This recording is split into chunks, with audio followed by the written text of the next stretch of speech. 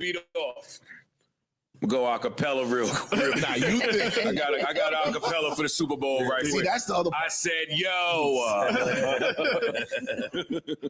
That's it on the beat, whole beat, both. Yeah. Everybody got money. Everybody rich.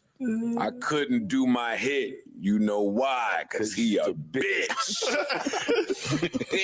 See, that's the one Still part. got it, old man. It's still Kendrick. Down there is the lake. We know that he's fake. Hey, This ain't for a debate. Who I'm talking about? Dre. You know, I even if Not Like Us doesn't come on, I don't know if I need it to anymore. No, the damage is done. I don't know if I need it to anymore. From his part, he just, as long as it don't get played there, And you have to. he takes that as a win. He's definitely doing a mashup with melodies, and that intro wait to see horns is that's Yeah, I gonna think the be intro's that's with a whole band. The whole band walk out there with him. I just can't wait to see his creativity. Yeah. That's it. 'Cause he's, Yeah, that's all you're doing. You're making. He's making extremely creative. The videos that he's been putting out, the prop, like I can't wait to see how creative he gets there. You just gotta make him find a different way to do it. He's debuting the Not Like Us remix with SZA. Yeah. That's really going to end Drake's whole Drake. It's really SZA. We need to talk about That was that. another miscalculation. It was. What? SZA got you wiped down and all that. He thought SZA might jump on his side because I got a couple records. Nigga, SZA was in that studio ratting, being a mole, holding down gang. Shit, if we thought Drake was mad at that SZA cussing that shit. Then the tour announcement. Now a Super Bowl commercial. You got the nerve to be pouring Gatorade on him. You know what Gatorade means. Nigga, Drake fired up the sassiest of DMs to send it to send it. Long joint, too. Are you crazy? Long paragraph. Mad paragraph. Oh, yeah. Sorry, SZA. Real talk. Oh, yeah, no. Real talk, for real. No, she got some real talk. No, real talk? Definitely was real talk. So the Super Bowl commercial that they put out, the little teaser, Kendrick on the football field. Yep. SZA popping in right when he says might have a special guest. I mean, I think that's been pretty obvious. Yeah. SZA's You see what's coming going out. on. That was, Drake gonna be in Australia cutting that Australian TV off. Turn the TV off. Turn the TV off. The TV off. He ain't watching none of that. Watch that. But I think that's gonna hurt. I think the SZA part hurts. I think the LeBron stuff hurts. I agree with what he said. Hey, a lot of this was personal for me, and I'm hurt by it. And the actions just look that way. That's it. Fam, so now tie that in with the company who we've been like this. He talked like Lucian is his man's. Yeah. Y'all shitting on me too. He hurt. Man, All the way around the board. could have just took your fucking $400 million and gone. Keep giving us slaps. Yeah, work your way back up. I don't think he liked that little SZA trailer part that came out, nor any of the collaborations between Kendrick and SZA. No. What do y'all think? Damn, that's gonna be crazy. I ain't gonna lie. What a cheat code to have SZA in your back pocket. Word. Because she got some Super Bowl records. For sure. She does. Wonder if he's gonna bring anybody else out. I think so. I think so too. Yeah. I think so. I mean, whatever happens, It don't matter. I'll be bringing the chicken dip and the Tostitos out. I'm gonna be turned. For sure. Yeah. See that? I should be able to play that on Prize Picks. Who else Kendrick is bringing out? That would be great. I got some names. First song, all of that type shit. First song. Turn the TV up. Turn the TV. Hey, and the Super. We don't even have to wait too long. Word. We a few weeks away. I can't wait. You're normally with bucking the system. Yeah, I said that. Yeah, but this is kind of why I'm not in support of that here. I support diss records. You do? Yeah. I support being able to say whatever you want to say about your opponent as an art of expression in a record. I'm not sure if using the system is bucking the system either, by the way. If what? Using the system is bucking the system. Well, yeah, using the system, well, debatable. It could be, I guess. Debatable. Could be a form using one system to buck another system. No, it's a buck said system that you're using. I don't know if that fully qualifies. But part of my beef could be because I'm not getting to use that system no more. I break this all down as, man, what a bitch. Yeah.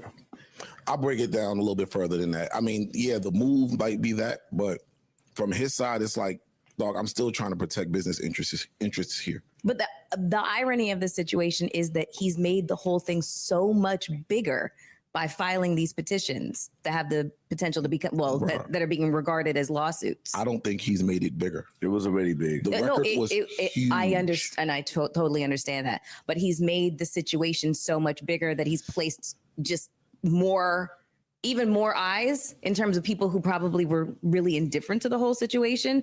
Like, oh, wow. I tend to agree. Yeah, really shaping up. I tend to agree. The record a real has kerfuffle. sort of died down, at least since May. Doing all this is just bringing it back up, really. I think the record has died down, but again, from Drake's standpoint, I know what y'all are about to do on the biggest stage in the United States anyway. Yeah. I know what y'all are about to do. I know what I don't want an arena full of, a stadium full of people singing along to this song, because what happens after the Super Bowl with artists and their records after the halftime performance? They shoot right back up the charts. That's true. So the next day, what do you think Not Like Us is about to do? True. So now, yeah, the record might have died down, but this is just going to breathe life into it again. And you'll probably get mad viral footage of people screaming that shit in their cribs. Like, exactly. Yeah.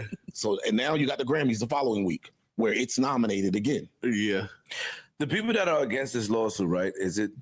Do they just want him to just say like, yo, you lost the battle, go and figure it out, go and make another record, and because as we've seen before in the history of battle rap, a lot of records damage careers, and some of these niggas disappeared for years. And we've seen that, and we talk about that. Oh man, this person used to be the best person. I used to listen to his songs until he came. So then now we want the same thing to happen to Drake, right? Because I hear a lot of people saying like, this record is big. It's calling him whatever it's calling him. So is he supposed to just say? Was he supposed to just stay quiet and just go work on another record? Who's to say that the audience will receive him the same after this? He did that. Yeah. He put out other records that would have worked had the people and the companies not been off him. But what I'm saying is that, was it received the same? No. Right? Okay, so what I'm saying, so I don't think we've ever seen someone lose a battle that had his level of popularity. Exactly. Okay, so now the bigger they are, the harder they fall. So now he's falling off and continue to fall off. How do I, like Joe said last time, risk assessment, right? Like he took a risk and it didn't work in his favor. What do you do next? Especially if you make a song that is not working or doing what it normally does. What do you do next? You blame the system, try to use some reverse psychology or some tricks, and to try to get yourself back into motion. That's how I feel about it. I understand what everybody said. I'm down with Joe when I think about it. When I go, I'm like, okay, I get it. Yeah, but then if you sit back and take a step back and accept your loss and concede, the only thing I could think of is if you have a smash hit. But niggas is laughing at this nigga. But if I can't, and they calling him a piece of shit, and it's numerous artists against one, like, that still plays a factor. Like the nigga don't have no more friends, any more friends. Or respect from. Or respect. Like if he had friends and niggas was willing to, I'm sorry. No, go ahead. And niggas was willing to jump, I'm gonna jump back on the record with you or Fuse or somebody, then I can see him. But he got that. Alienated himself. He still has that. He still got his Atlanta crew. He still got them that, like, Thug had an album come. He did 2 verses on that while he was locked up. He still got the people that's rocking with him because the line has been drawn. The people that still rock with Drake are showing it. They might not have done features and stuff, but you can tell by the way that they're moving throughout this that they keeping that line of communication open with him. Got it. So how do I put out another hit when the people responsible for making it a hit will not push the button? Got it. That's where he's at right now. So now my only choice is to try whatever I can do to stop this record from getting big all over again. I think this is only about that one record. This ain't about the battle no more. It's about that one record. But wait, you don't think that this has in any way, shape, or form anything to do with his desire for independence? It could tie into it because I'm already battling with the label. I'm trying to get off the label. That's a crock of shit that fans just keep throwing in there. I don't think he has the desire to be independent at all. Nothing about what he's rapped in songs says that. Nothing about how he's going about negotiating this shit with UMG says, hey, I want to be fully independent. I just don't see that. I don't think it behooves an artist of his stature to be fully independent. Yeah, he might have passed that. He might have passed that. You know what stuck out to me? That he used his power at the label to suppress other records. See that? Yeah. Still doing it. Now it's getting messy. So you try to use the power that you used before when we heard about these rumblings and we chose to ignore it or thought it wasn't a big deal, or he said that, oh, cease and desist is for all that. We listened to him. But then now UMG is confirming that you use these same tactics and they just didn't allow you to use it with this record. Right. You know what I mean? So it's And right, like now that the cat's out the bag and Drake has mentioned it in his suit, when the beef was going on, I think I was like, yo, let's read the bottom of these Kendrick releases to see this Interscope here just looks funny after the PG Lang announcement. Now you come to find out that he did some type of short-term arrangement with UMG to see if they could, prove themselves. I think Drake might have just read that wrong too. I think he read the whole shit wrong. I think he looked at the short-term deal thing kind of like he looked at Meek being on tour, which is, all right, I've been in bed with them. I've been made them all this money. I've been me. You trying to get there with this short-term shit. I could probably maybe use some of my impact to crush you and prove my worth. Yeah, I think you read a lot of things wrong in this. Yeah, and I just think he read it wrong. And my only issue with the lawsuit, again, I'm not mad at nobody that's wanting to sue their label. I'm mad at the why and the how and the when. I don't like the reasons. I have here some of the other times that the labels have been sued, and I support most of them.